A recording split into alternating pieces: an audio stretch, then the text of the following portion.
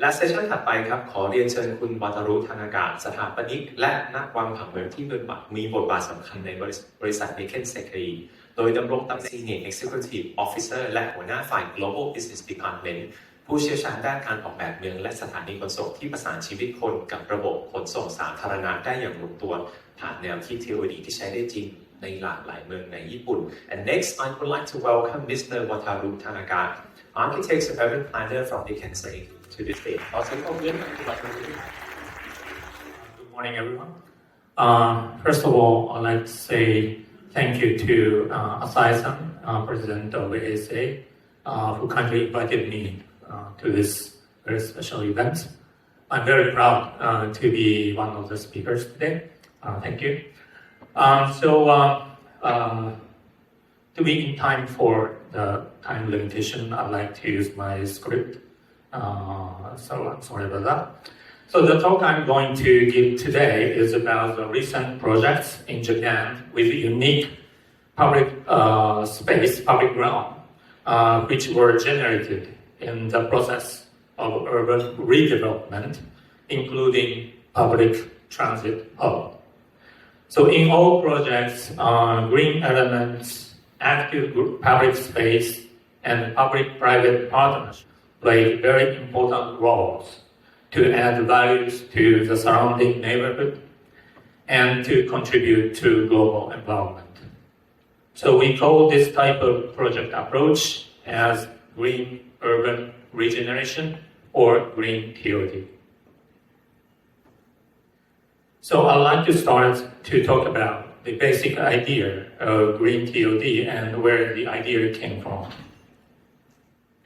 As you are already aware of, urban migration is still going on in a global scale. By 2050, it is said almost 70% of the global population will live in cities, urban areas. And this is the history of urban migration in Japan. The vertical axis represents incoming population or outgoing population. And in the 1960s, this part, we are in a very kind of fast economic growth period in Japan. And rural population migrated to metropolitan areas such as Tokyo, Osaka, and Nagoya until oil crisis in the mid-70s. But especially in Tokyo, this trend of concentration did not stop, even after the 70s or after the bubble economic crisis is still going on. And as a result of rapid and continuous migration, the urban environment of Tokyo or in other metropolitan areas are facing various urban issues. So the land was very densely developed over decades, and we don't have any space for new development. Now, open spaces are very scarce, and green space per capita is still very low compared with other global cities. And climate change causes heat island effects and more frequent natural disasters. And we should not forget the public health risk issues which we experienced several years ago. The same kind of pandemic may happen in the future again. And to overcome these issues, we need continuous public investment. However, such public funds are quite limited in all global cities after COVID-19. So to tackle with these issues of environmental and social sustainability in cities, we, Ikensei, always apply these 5 urban design principles to all kinds of urban development: green-centric, transit-oriented, urban regeneration, public realm transformation, and cooperative area management. As you already know, oriented development is one of the integrated solutions and TOD could be more powerful if we simultaneously achieve all other design principles in a comprehensive way. And this diagram shows the evolution of TOD starting from TOD 1.0, where a rail station was built only with its related commercial or public facilities for rail users. TOD 2.0 is the most common type of TOD, where the buildings next to the station are physically connected by bridges or underground connections.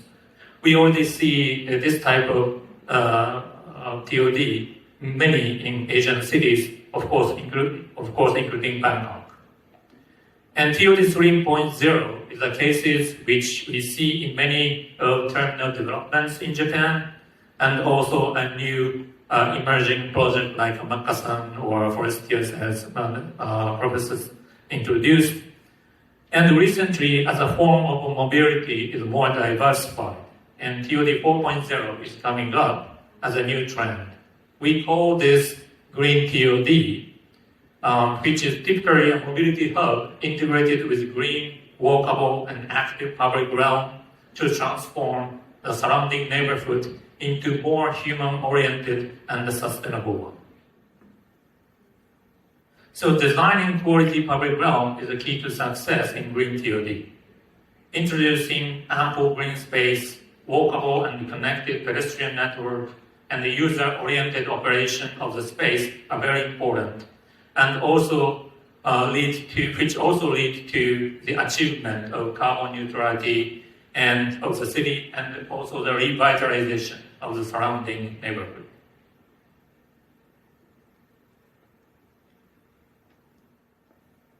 So this is the image of user-oriented management operation to activate public realm. In Japan, not only the government, but also the residents and the companies are always cooperating to activate the public realm. Okay, from here, I'd like to talk about actual examples of green TOD. Today, I picked up 3 projects from Tokyo, Osaka, and one of the regional cities called Kumamoto. The first one is Futako Tamagawa Rise project.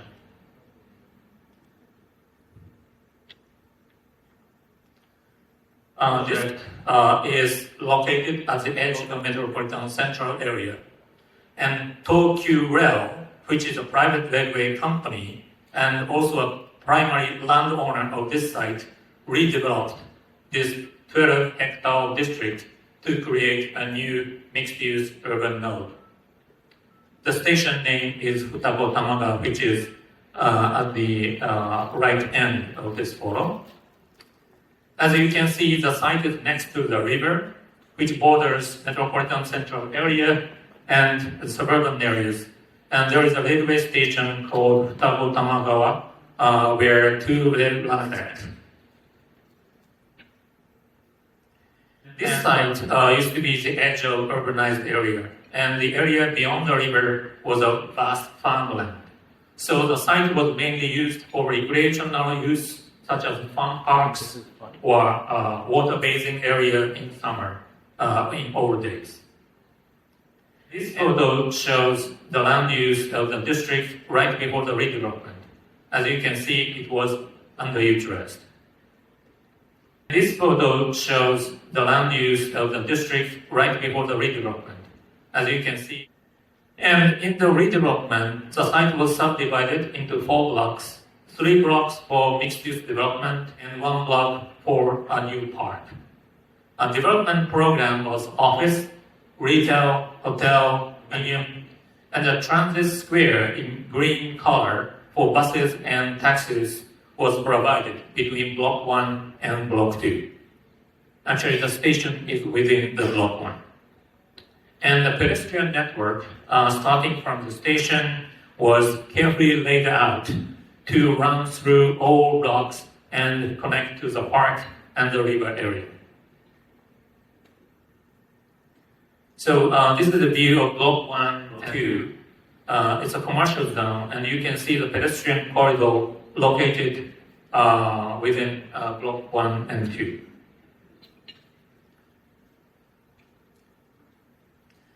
And this is a sequential view as a pedestrian level, starting from the station and the covered walkway within Block 1, which is a kind of starting area of this promenade. And this is the connections at the transit plaza area. You can see double layered connections at the surface level and also at the bridge level. And the photo on your right is the view from looking back towards the station. And this is a view of the promenade along which many shops and restaurants are located. And the surface at the bridge level and the ground floor street parking in this project. And on the rooftop of the podium, a biotope garden is prepared to mitigate the original nature near the river. And this is the evening view of the promenade. It's a kind of nice interactive public space for the residents and the workers. And in this investment, the developer, actually the Tokyo Rail, negotiated with the government about applying special incentive zoning to increase plot ratio. They proposed several kinds of public contribution in the redevelopment, such as effective pedestrian connections, ample green space, a new transit plaza, or interactive space to incubate new urban industries and cultural facilities for the residents. And finally, the incentive zoning was approved and they could get a plot ratio bonus to accelerate the redevelopment. For your information, this is a very basic of incentive zoning in Tokyo or in Japan. The system is very simple. The more you contribute to the public, the more you get some deregulation. So contributions are usually categorized in three groups. Basic limitation, for like building cover ratio or something, and infrastructure improvement, and also the environmental improvement. Of course, such incentive zoning can be applied only when the market demand is very strong. So like only in Tokyo or Osaka or some in Nagoya. All right. The second project is the latest brownfield development from Osaka. It is called Grand Green Osaka. And the development just opened partially last September. This is an overview of Grand Green Osaka. The central part is a public park of 4.5 hectares, and two mixed-use developments are on both sides, north and south. And having such a large open space in front of Osaka Station is quite meaningful because the central part of Osaka is now in very high density and does not have enough green space there. Okay, so condition before the development. It was a rail yard of 24 hectares to the north of JR Osaka Station. The first phase development, Osaka ground front, surrounded by a blue line, was completed in 2013, actually. And this project site the new project site surrounded by a red line is the second phase of this rail yard development, which size is about 9 hectares, including the blocks and parks. And in 2018, JR West, who was the property owner of the site, conducted a land bid with master planning exercise, and one of the large developers won the bid. And Nikkei Sekkei helped the master planning of it. And this is the development which is quite mixed. There will be offices, a variety of hotels, tower condominiums, and retail at the base. And it also has unique elements such as innovation hub facilities in the North Block and small box-like buildings for community interaction in the park. I will skip this. And this is the view, And this is the view of Central Park. It is connected to all surrounding areas by seamless pedestrian network. And we believe this central green will bring unmeasurable benefit on all developments and buildings in the surroundings. And having such green hub in the center, we also can expect it will contribute to the wellness of people who work, live, visit, and enjoy a moment here. The map on here is showing the location of the stations around the site, which is in brown color. There are 9 existing stations within 10 minutes walk from the border. And the closest one is the red one, JR Osaka, where 2.5 million passengers are getting on and off in one day. And in addition to this, a new underground station is now open within the site, which is located at the south corner of the site, the red part. And this railway now has the direct access to Kansai Airport and the city of Kyoto by express train. Then the development now is a gateway, important gateway for visitors to Kansai region from all over the world. And this is another image of Central Green with big canopies for events, and it is now completed last year. So when I first visited, I was so impressed to see the sky so wide in front of, at this very prime location in front of Osaka Station. I believe Osaka people must be very proud of it. And this photo is showing only the southern of the park, and the other portion will take more time, maybe 2 years to complete.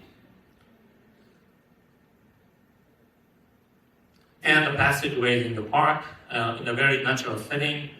And you will also notice the grade of materials is much higher than the normal public park. This upgrading cost is covered by the development owners, while the basic cost is covered by the government. And this is the entrance atrium.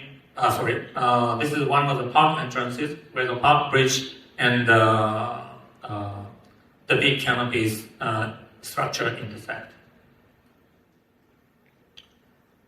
And this is the entrance core to the station. People can walk down to the concourse level underground, or can walk up to the bridge level, connecting to all parks and buildings around. As for the development itself, South Block and the part of North Block have just opened, and construction activities are still going on.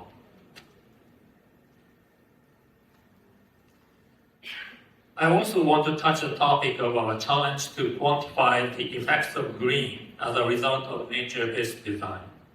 This page is how green is contributing to the environment in terms of CO2 reduction, air purification, or cooling effect, or canopy coverage for the enhancement of biodiversity, and also the water retention effect.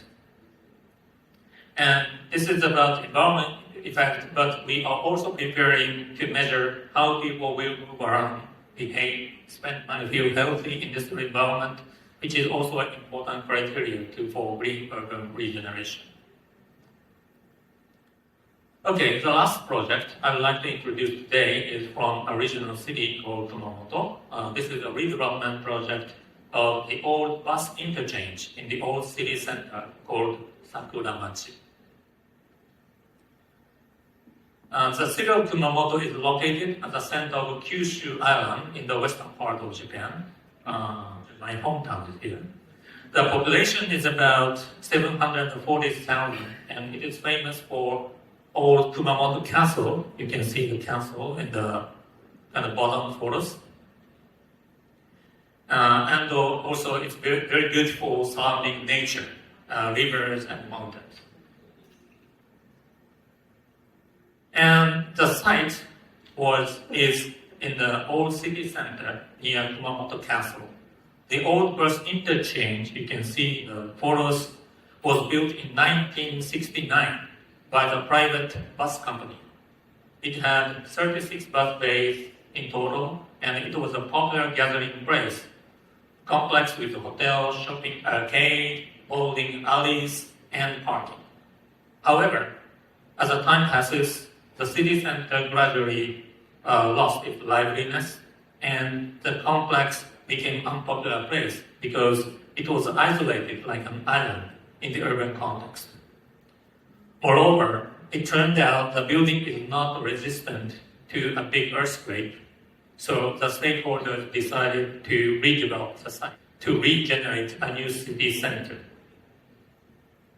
And the earthquake actually happened. And there was a huge one in Kumamoto in 2016. The magnitude was 7 in Japanese scale, and many buildings and infrastructure suffered damage, including Kumamoto Castle. The old bus interchange building had been already demolished before the earthquake, right before the earthquake. However, local people's expectation for the successful redevelopment grew more as one of the symbols of recovery from the earthquake.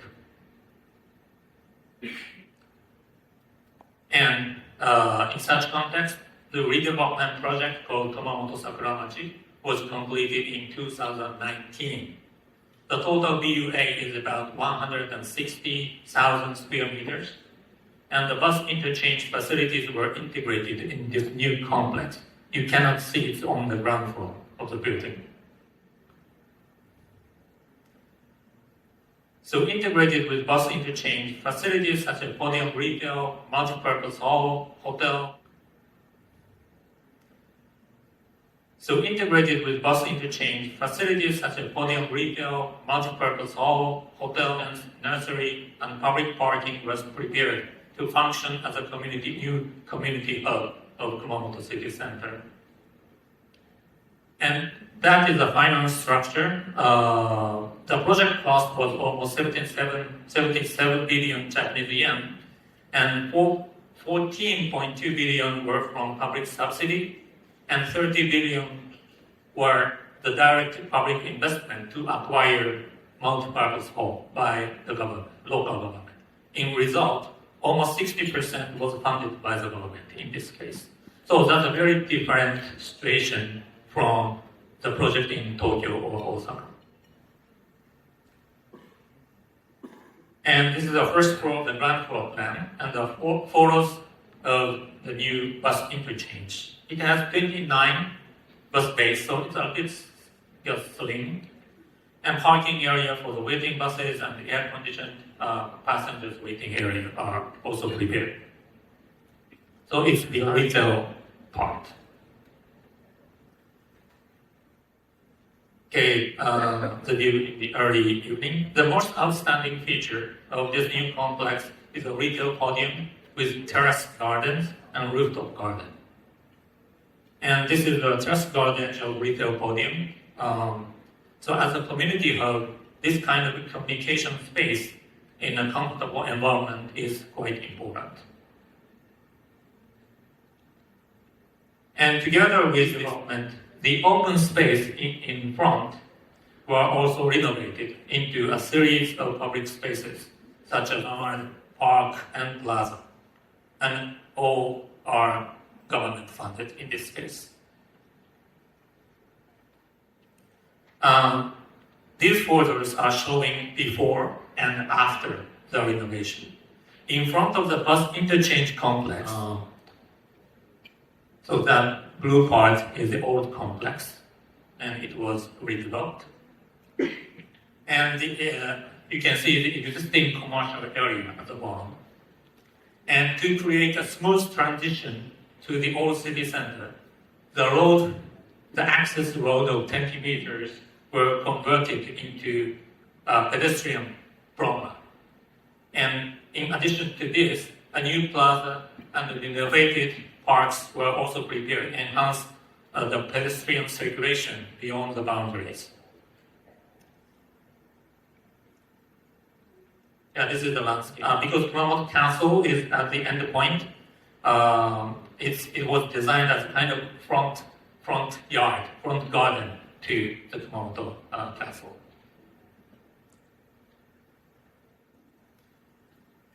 Okay,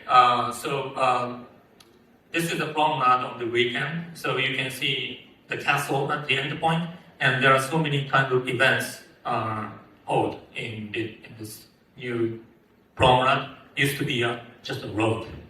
And the newly born public spaces and renovation, the open space for the many events. So the black guy, is a very famous hometown character in Japan. Maybe he earned lots of money than me. Okay, having this redevelopment and renovation of open space, pedestrian circulation volume, and the number of annual visitors, and the land price in the vicinity was dramatically increased.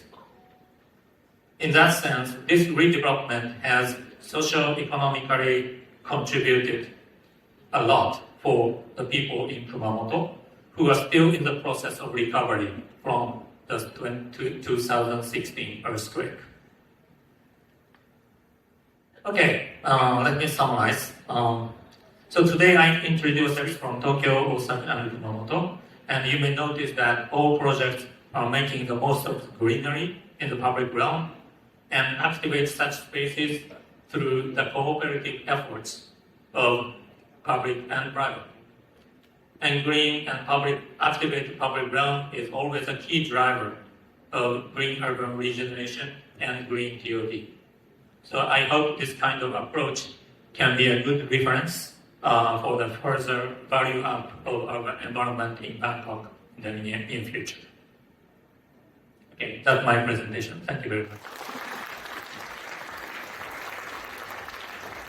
มิสเตอร์วัฒรุธนากาศครับก็ขออนุญาตรีแคปสั้นๆเมื่อกี้นะครับก็มีการพูดถึงโปรเจกต์สำคัญของทางเทนเซเกะนะครับที่โตเกียวโอซาก้าแล้วก็ที่คุมาโมโตะนะครับโดยมีโซโตคุมาโมะบินด้วยแล้วก็เราจะเห็นอย่างชัดเจนถึงผลกระทบในด้านบวกที่มีต่อพื้นที่ต่างๆนะครับแล้วก็จะมีประโยคนึงที่คุณวัฒรุพูดและผมชอบมากก็คือตอนที่เขาไปที่โอซาก้าครับอีกรอบหนึ่งที่บริเวณรอบๆแล้วเขาบอกว่าคนโอซาก้าเนี่ยมาถึงสถานีเขาน่าจะภูมิใจกับพื้นที่นี้มากผมก็ได้แต่คาดหวังว่าพื้นที่เราคนไทยเราเนี่ยครับจะมีโอกาสพูดแบบนี้กับพื้นที่ในย่านบางของเราบ้างนะครับ